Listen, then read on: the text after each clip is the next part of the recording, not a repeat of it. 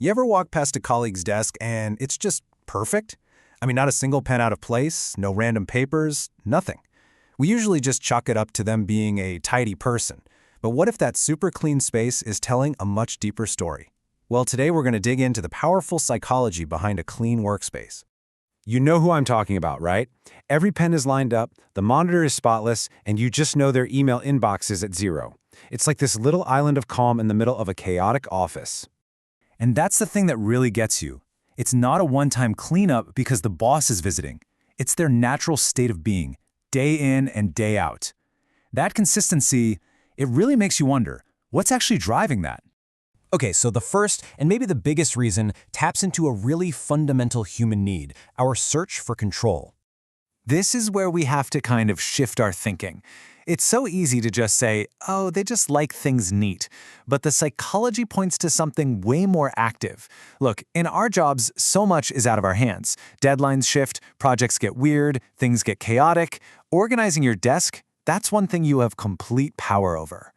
And this is a brilliant way to think about it. Your desk becomes an island of stability. Just picture your typical workday, right? Emails are pouring in, your priorities are changing by the hour, clients have new demands. It's a lot. But your desk, that's your domain. You decide where the stapler goes. And that small act of creating order can have this huge psychological effect, kind of grounding you when everything else is spinning. And that feeling of external control leads directly to a benefit on the inside.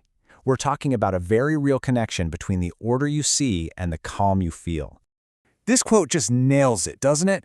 A cluttered desk is constantly yelling at your brain, hey, deal with this. Don't forget about that. Where'd you put that thing? Every little item is like a piece of visual static. When you clear that static away, you clear the channel in your head. So for any of us busy professionals, this is the real takeaway. An organized workspace isn't just about looking good. It is a straight-up tool for better brain performance. When your mind isn't wasting energy processing all the clutter around you, you've got way more bandwidth for the important stuff, for deep work, for solving problems, and for actually focusing. But how do people keep it that way? I mean, it's not like they're motivated to clean all the time. It comes down to something much more powerful, the discipline of tidiness. And this is so important to get. The person with the spotless desk probably isn't spending their entire weekend on a massive cleaning binge. Nope. They've just built tiny, almost automatic habits. You know, putting a file away the moment they're done with it, or doing a quick 2-minute tidy before they leave for the day. It's these little actions done over and over that build an effortless discipline. The order just maintains itself. Okay, so far, this all sounds amazing, right? Control, calm, focus, what's not to love? But here's where the psychology takes a little bit of a turn. We have to ask the question, is this always a sign of a healthy, organized mind? And that brings us to a much more complex idea, when that nonstop cleaning is actually a cry for calm. This is really the other side of the coin.